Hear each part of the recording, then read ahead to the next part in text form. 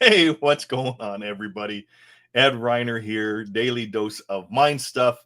I want to welcome you to today's episode. We're continuing on now with The Born Rich. And if you were listening earlier, I didn't have my mic muted and I was coughing. So it was kind of funny. Anyways, the joys of doing things live. So today we're going to go into part 2 of The Born Rich, and this is John Canary. He's going to be explaining the effective use of the program. Actually, the proper use of the program is actually what the segment is entitled. But to recap yesterday, Bob started out with the comfort zone, and that we are all in a comfort zone. And he pointed out that we're all rich in potential, hence the name of the program in the book, You Were Born Rich. We are all rich in potential. We're just a little short on money sometimes. The comfort zone is something that is holding most of us back from having an exciting future.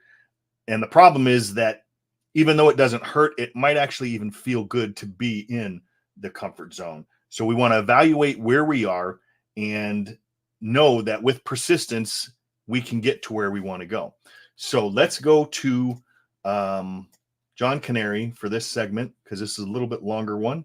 And I will see you guys back over here when we are done. See you, Ben.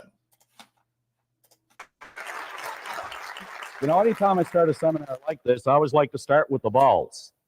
And one of the reasons that I use this is because it's had such a dramatic impact on my own life.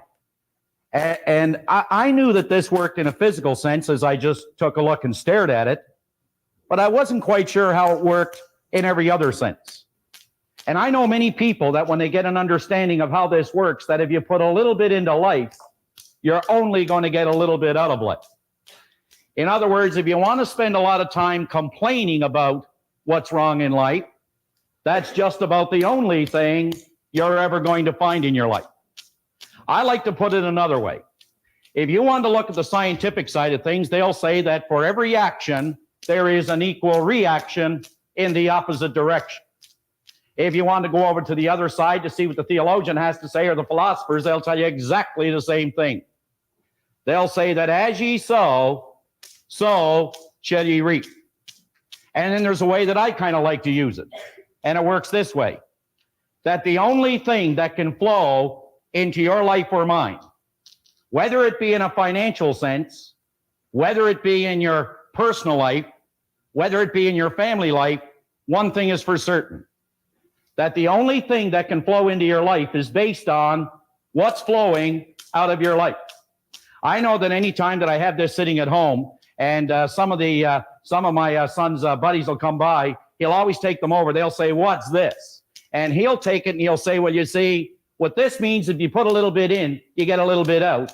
But if you put a whole lot in, you get a whole lot out. That's just the way it works." Now, you see, we can make what is called a conscious choice here today on what we're going to take out of this program. If you wanted to spend a little bit of time trying to find out why this program won't work, I guarantee you, you're going to find it. But there's only one reason you can never find something wrong with anything. And that's because there must be something right with it. You see, you can't have one without the other. I mean, how would you know a good paycheck if you didn't know a bad paycheck? I mean, you can't have a hot without a cold. You can't have an up without a down, and in without an out. I mean, all the books we use here, if you look at the book Bob was using, Think and Grow Rich, it has an inside and an outside. It has back, has front. And you know, most interesting thing that I found about that is not too long ago, I was doing a seminar out in Calgary, and I was at a place called the Protocol Inn. And you know, I was standing down in the basement there doing this seminar in a place like this, but there was fewer people. And at the back of the room, there was this beautiful, magnificent glass window. And as you looked through it, you could see the magnificence of the mountains. And all along the top of the mountains, you could see the beautiful snow-capped tops and the peaks. And the sun was just bouncing right off the top of those mountains. And I made an analogy quickly. I said, isn't it interesting that the only reason we can appreciate the magnificence of that mountain is because it is sitting in what is called a valley. Now, folks, everybody here today has the ability to do just one of three things. You have the ability to take anything that you're going to hear. I mean, as you sit there, you can take and gather all this information and you can completely reject it. You can do that. Or you can take all the information and you can neglect it. And that's what a lot of people do. They get it and they neglect it. Or you can take the information and you can accept it. Now, I'm going to make a suggestion to all of you. I want you to just sit there and really think about this. Don't accept what you hear. Don't reject what you hear. And please don't neglect what you hear. But you know, folks, only a fool would not take an idea, examine that idea, kick that idea around to see if it will change, see if it will alter, or see if it will improve the end result for a happier, healthier, more productive life. Now, I've always felt that, and I guess I've learned this over a number of years, that the biggest task that I have almost every day of my life is that I have to take an idea that I have and communicate that idea to another individual in a way that will enrich their life.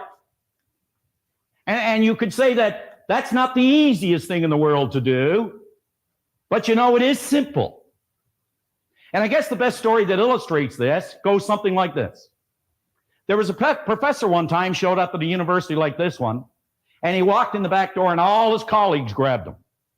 He was at a convention. And they said, "Doctor, are we ever glad you're here?" He said, "Well, what's going on?" He said, "Well, there's 500 people here and the guest speaker hasn't shown up." He said, "And you've been announced as the guest speaker." "Oh, now hold on a minute." He said, "I'm not one to go out there and give a talk in front of all my colleagues." But he said, "What's the subject?" He said, "That's the thing, you see. You're the only one that showed up without your spouse. That's why you're giving the talk." Well, he said, "What is it?" He said, "The subject's on sex." "Oh, no, not me. I'm not going up there in front of all those people who know me." No, just then his name was announced, and up he went. He got up and he stood behind that lectern there, and he just gave a 40-minute performance, just knocked your socks up. And after it was all over, got a standing ovation, away he went home, felt pretty good. He said, "I should get on the circuit here." I know a lot of people like that. And he walked in the door, and his wife, Martha, greeted him there with a big hug and a kiss. And she said, "Well, dear, how'd the convention go?" Said, "Well, dear, as a matter of fact, it was great. I was the guest speaker." Said, "Dear, you don't know anything about speaking." "I knew that. They didn't know that. Went along great." Said, "Well, dear, what'd you talk about?" Now, he's not a dumb guy, right? He said, "Honey," he said, "I'll be up all night if I tell her." "Oh," he said, "Honey, I talked about sailing." "George, you don't know anything about sailing." "Well, I knew that, and they didn't know that. And they seemed to like it." Well, off they went to bed. Now, the next day, Martha's out doing the shopping. And so were all the girls that were at the convention. Now, just to show you how two people are talking about who they think they're talking about the same thing, but in reality, they're not. They only think they are, but they have two different ideas. And they all spotted Martha, and they ran over and they said, Martha, we didn't know Charlie was such an authority on the subject. Oh, she said, girls, he isn't really the old fool. He only did it twice. And you know what? The first time, his hat fell off, and the second time, he fell over the side. Now, there were two people who thought they were talking about the same thing. Well, the idea that we're working with here today is to take an idea we have, transfer that idea to you as an individual. But there's only one way we can do that. Is you've got to kind of let go of the resistance. You got to hang a little bit loose because it is somewhat disturbing. Some of the information disturbs people sometimes. It really does. It actually does. It was a Bishop Sheen, was giving a great talk every Sunday afternoon. And one Sunday afternoon, he was giving the talk, fellow put his hand up in the air and said, hold a minute, Bishop, you don't believe all that jazz, do you? Oh, he said, I believe it all. He said, come on, Bishop, you don't believe that story that Jonah was in the stomach of the whale? Ah, he said, I believe it, Bishop. He said, come on, Bishop, not Jonah in the stomach of the whale. He said, come on, you're a grown man. No, he said, I believe it. He said, well, tell me, Bishop, how are you going to prove it? Well, he said, I'll tell you what. When I get to heaven, I'll ask him. Say, yeah, but Bishop, what if you don't find him there? He said, then you can ask him. So you see, if you want to reject it, you want to neglect it, go ahead. I know the information works. On page 3, at the very top, the suggested use of this program, and you know, Bob mentioned earlier that I've actually taken these ideas and I've made them work. As a matter of fact, I can remember when I first picked up the information from this program, I believe it was Earl Nightingale's Lead the Field. And I was given a suggested use. I had to use that program, which took 5 minutes. Bob was working with Nightingale at that time. I wasn't. And he sold me a program for $245. That was back in 1968. That was a lot of money in 1968. That's a lot of money today for a lot of people. And he said, now here's what you do. You take this tape, put it in your cassette player. I didn't have one of those. And he said, what you do is turn the cassette on because it wasn't a popular thing in cars. But he said, you listen to the first tape all week. Then go to the second one and listen to that all week. That was the suggested use of the program at that time. So you see, I watched this program grow up. Not only grow up, but I've been able to take it and maximize it more than any individual I know that has ever gone through this seminar. And I can say that, and I can say it with conviction. I can say it with commitment. So let me just walk you through a couple of steps. Born Rich is the beginning of an exciting journey you're about to take. And like all journeys, which are properly planned and completely enjoyed, you must have these 4 basic points. You got to work these 4 basic points. See, it's the old idea that there are 2 simple words that we could implement to really get the results we want. The first one is called order. Order. Order is the very first law of creation. And the second word is movement. And when you have order and movement working in your life, what begins to happen is there's a pattern of growth that begins to develop. You see, I think that we try to get here without first covering or bridging the gap of these steps along the way. So if we have the order, and the order is to make a decision that no matter where I am, no matter how well I am doing, I can do better, and I'm going to set an objective to bring about that order. And then we use the movement, which is known as a system, and I believe that Born Rich is a system. I don't believe it, I know it. You only have to believe something until you understand it, then you don't have to believe it anymore. But belief is the fuel to get you off the ground. So the first step, a clear understanding of where the journey begins. A very clear understanding of where the journey begins, and I don't know anybody that'll do that more effectively than Robert when he comes back up to start going through the basic concept and the creative process. Number 2, checkpoints en route to help you stay on course. You see, I believe we know, for the most part, a lot of us what we want. And as Napoleon Hill said time and time again in this great book, he said, you must know what you want, why you want it, when you want it, and an idea on how you're going to get it. You must know what you want. You must know why you want it. You must know, he said, when you want it. And he said, you must have an idea on how you're going to get it. So we need checkpoints en route to help us stay on course. Number 3, a clear understanding of your destination. I believe one of the greatest definitions that I've ever heard of success in my life is that success is not a destination, never has been, but it is something called a journey. It has always been what is called a journey. It is not something you get. It is something you're becoming. It never ends. It's infinite in terms of growth. And number 4, a commitment. You know, I've spent a lot of time studying, as everyone else, books such as In Search of Excellence, In Pursuit of Excellence. I know when I look at Paul Hutsey, I think a lot about excellence. And you know, excellence is perhaps one of the most important words in your life. But one of the reasons for that is because Paul knew about excellence 20 years ago. His company, they published something called In Search of Excellence and The Pursuit of Excellence. But what does the word mean? I hear people say excellence in this, excellence in that. What does the word mean to you? Well, I'm going to tell you what the word really means. It means a commitment to completion.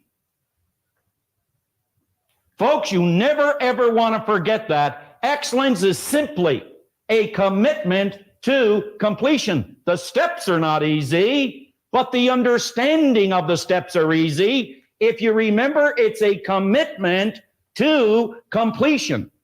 That means completing the things around home.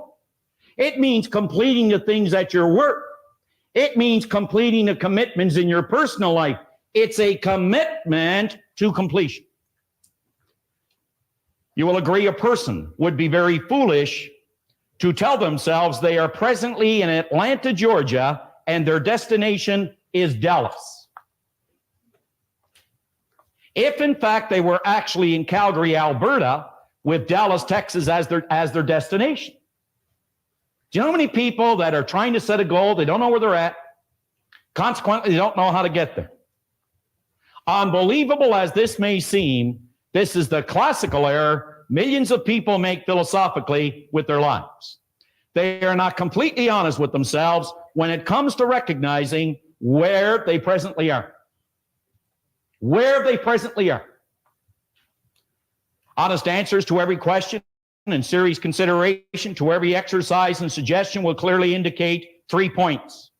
And this is what this program is about, is these 3 points.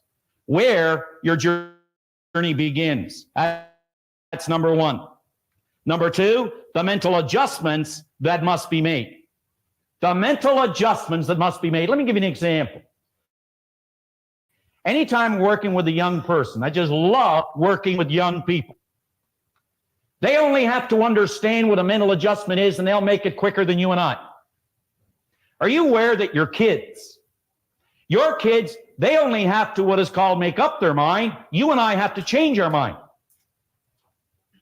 We can teach them how to make a mental adjustment, and here is the major mental adjustment that all of us have to make. Simple one. You must regard all adversity. You must regard all circumstance, all conditions in your life. If you could look at it as though it were an investment in which you can attract and learn more about growth in your life. It's an investment only. What a difference we'd find in everything that we do. And number 3, approximate time it will take to complete the journey. The approximate time it will take to complete the journey. Now, before you become immersed in your Born Rich program, form the attitude that this program has been prepared especially for you. This is for you. This is not for me. It's just not for me only. It's not for Bob. It's for you, especially prepared for you. Imagine that the author, that the speaker is a clear personal friend whom you have chosen as your mentor. I wonder how many of us have a mentor. I always say when a program ends, it's the beginning. It really is. It says, make a commitment to yourself that you will follow every instruction necessary to alter. And you're going to hear this word so often, to alter your old conditioning. Now, I want you to think, what is old conditioning? Do you know, any time that you get these buried pain remembrances, these nagging little things that grab us when we're trying to do something, or that tell us we can't do it, why we can't do it, and all these things that are just kind of like grabbing at us, these doubts and worries, that's your conditioning. You know, I'd give anything if a person would just grab hold of one idea, this one simple idea. Anytime that you get feedback telling you why you can't do something, if only, folks, you could remember it's not a reflection of your potential or you as a person, but it is a reflection of your conditioning. I'd give anything for a person just to understand that. When you get that old feeling that you can't do something, you can only remember it's a reflection of your conditioning and not a reflection of your potential. Now, I want you to think about this.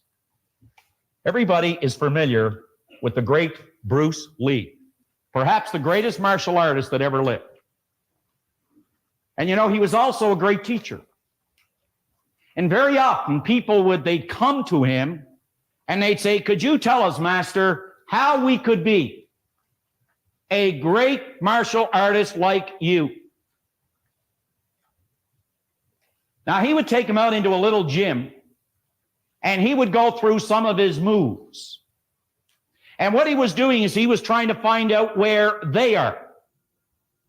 Because he said most people had the wrong information about martial arts.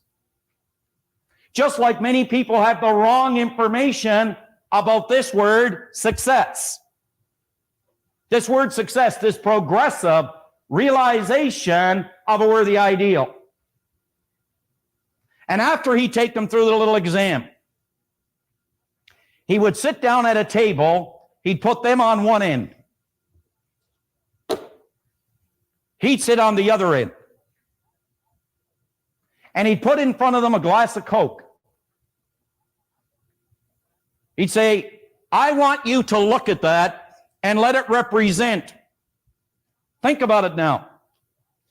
He said, I want you to let this glass of Coke represent your knowledge.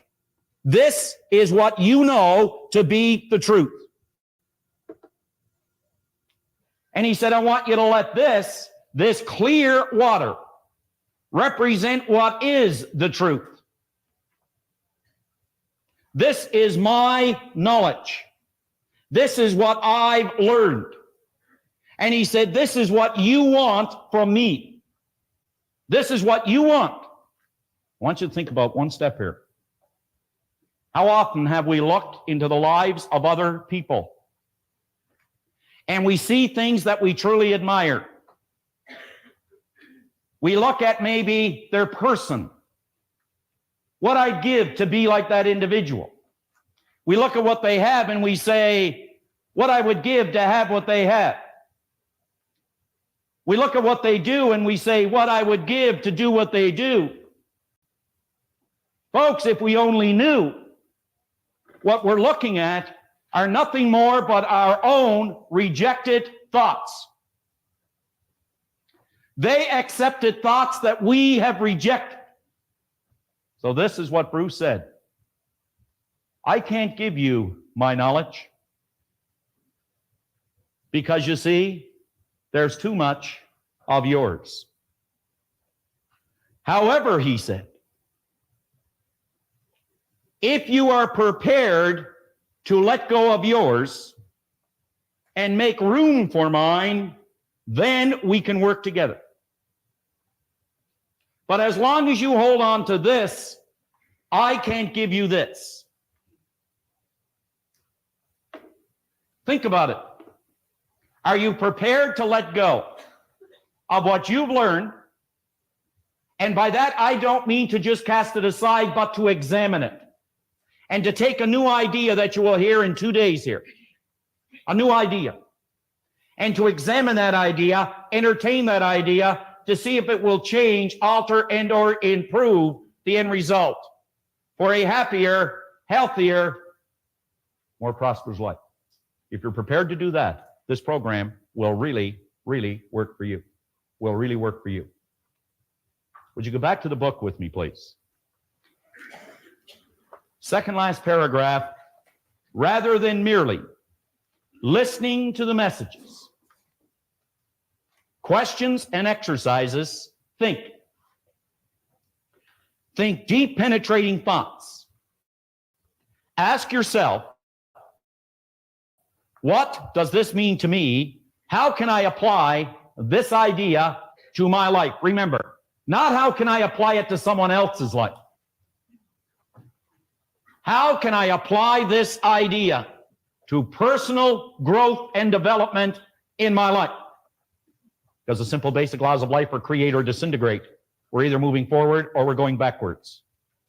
And the last paragraph, set aside a definite period of time every day, weekends and holidays included, for the proper use of your Born Rich program. In other words, make a decision. See, folks, we don't have as many problems as we have decisions to make. By that, I'm not asking or suggesting that you should discount your problems. I would never suggest that. But, I am suggesting that you have the talent, the ability, the potential to handle and to deal with your problems. So do we have as many problems as we have decisions to make?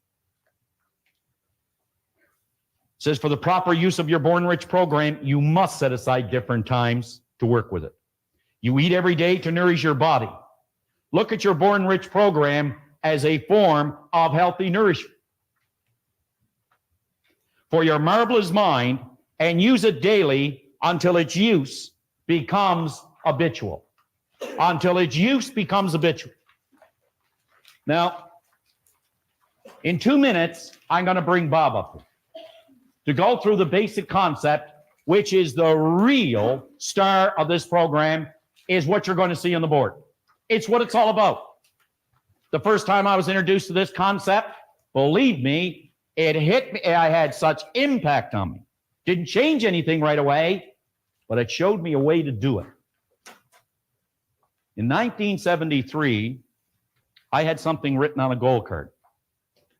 And on that goal card, there was something very interesting. I said, on March the 1st, 1973, what I wanted to do was this very program. Now, at that time, I could not lead this group, you could say, in silent prayer. I could not have led this group in silent prayer. Could not. But I wrote on it that March the 1st, this is what I was going to do. Now, when February the 28th rolled around, now I tell you this for your benefit, not mine, for your benefit, because someone sitting here today is probably thinking exactly what I was thinking, but maybe in a different area. I had absolutely no credentials to do this. None. Absolutely none. And for 4 years prior, wherever Robert was doing a seminar, I'd be there. Paul Hutsey knows that. I'd fly wherever he'd fly. I'd go wherever he was, and I'd sit in the front row. I have at home maybe a couple of thousand workbooks from seminars. A couple of thousand. Notes all through them. Some of them can't even read them anymore. Now, on February the 28th, after 4 to 5 years of a lot of pain, and there was, 4 to 5 years of a lot of traveling, and there was, a whole lot. There was a lot of things. You know what really happened? On February the 28th, I was no closer to the goal. Now remember, it was 1 day away. 1 day away. I was no closer to the goal. After 5 years. Kind of disheartening and discouraging, isn't it? So this is what happened. I got a phone call from Chicago. It was Robert on February the 28th, 1973. And he said, John, I got some bad news for you. I can't get to Toronto. Chicago is closed. He said, you're going to have to do the seminar in the morning. Now, here it was. It's what I always wanted to do. And the first thing that hit me was fear, panic. And I remember giving him a gold card. And he said, you obviously had something to do with the Chicago airport closing. But to the day, it worked. Even though all the appearances said it wouldn't work. But you know what? I made a decision. This was my knowledge. This was his. I had to get rid of mine to get his. That's what you're going to have to do today and tomorrow. So what do you say we bring Robert back up for the remainder of the morning to really get this creative process rolling? Bob? Okay, so that is the effective use of the program. And that was John Canary. He worked with Bob for quite a while and really has a grasp. And it's amazing that I remember hearing Bob one time say in a, I don't remember if it was on a consultant call or I don't know. But he had said that, when we choose our goal and we put the date down, there's the law of gestation. So there's that gestation or incubation period for any seed before it manifests. And our ideas are a spiritual seed. And we have no idea how long it's going to take. So the goal is just a guess. If we get to that date and what we've put down as our goal has not manifested yet, then we pick another date. And we said in his career, his life, he's only seen 2 people that have actually hit the date on the head, the nail on the head as far as the date goes. John Canary being one of them, which the date that he picked for his goal manifested on that date. So it can happen, but we just need to know that we need to do the work. And as he demonstrated when he brought out the swing ball, the dynamic swing ball, that whatever you put in life, that's what you're going to get out.